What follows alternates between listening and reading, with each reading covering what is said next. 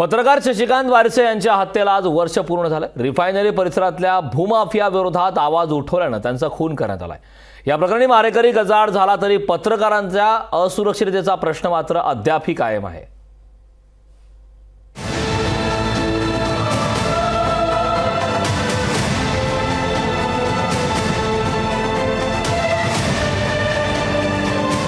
जीपनं चिरडलेली ही scooty पहा।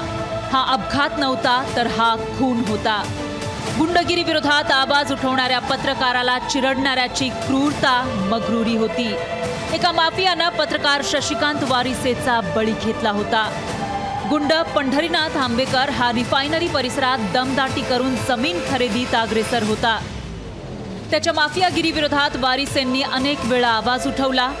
त्यामुळे वारिसे यांच्यावर पंढरीनाथ आंबेकरचा राग होता। त्यातच गुंड पंढरीनाथ आंबेकरनं अंगणेवाडी जत्रेच्या शुभेच्छांचा बॅनर लावला। फडणवीस आणि मोदींच्या बॅनरवर गुंड पंढरीनाथ आंबेकरचे फोटो छापण्यात आले होते। याचीच बातमी शशिकांत वारिसेंनी केली। या बातमीमुळे चिडलेल्या पंढरीनाथ आंबेकरनं राजापूरच्या पेट्रोल पंपावर वारिसेंना स्कूटरसह चिरडलं। कोकणात रासायनिक प्रकल्प येऊ नयेत आणि आमच्याकडून ही खरी श्रद्धांजली असेल की आम्ही रिफायनरी विरोधाचा लढा हा यशस्वी करून दाखवू आणि त्यासाठी आम्ही पूर्ण प्रयत्नशील राहू। गेल्या वर्षी ज्यावेळी त्यांची हत्या करण्यात आली त्यावेळी निसार शेख या लोकशाही चॅनलने हा विषय लावून धरला। खरंच त्यांचे खूप खूप धन्यवाद। गंभीर जखमी झालेल्या शशिकांत वारिसेंचा दुसऱ्या दिवशी उपचार सुरू असताना मृत्यू झाला। लोकशाही मराठीनं या खुनाची बातमी सगळ्यात आधी दाखवली। पोलीस आणि प्रशासनाला जाब विचारला। लोकशाही मराठीच्या या बातमीनंतर कामाला लागलेल्या पोलिसांनी पंढरीनाथला अटक केली।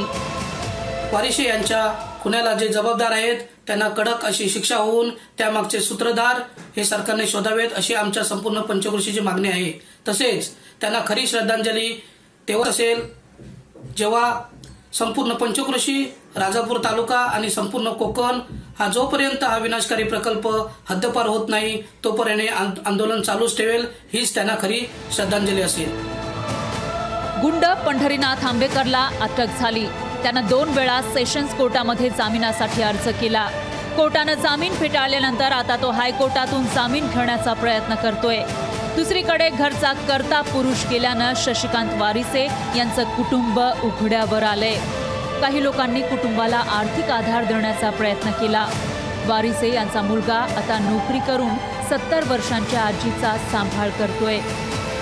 महानगरीचे पत्रकार शशिकांत वारिसे यांचा निर्घुण खून करण्यात आला। माणुसकीला काळीमा फासणारं असं कृत्य पंढरी आंबेकर याने केलं आणि आज तो जेलमध्ये सडतोय। परंतु खऱ्या सूत्रधारांना अजून मोकाट सोडलेले खऱ्याच पाहिजे अशी आमची सर्व लोकांची मागणी आहे। वारिसेंच्या हत्येला आज वर्ष पूर्ण झालंय। पत्रकारांच्या संरक्षणासाठी कायदा करण्यात आलाय, पण माफिया आणि राजकीय नेत्यांच्या वेशात फिरणाऱ्या गुंडांच्या दहशतीमुळे आजही पत्रकार असुरक्षित आहेत। वारिसे प्रकरणाचा निकाल लवकरात लवकर लावून आंबेकर नावाच्या गुंड वृत्तीला वेळीच ठेचलं पाहिजे, तरच वारिसेंना न्याय मिळेल। निसार शेख, लोकशाही मराठी, रत्नागिरी। लोकशाही मराठी ऐका, पहा, जागरूक रहा।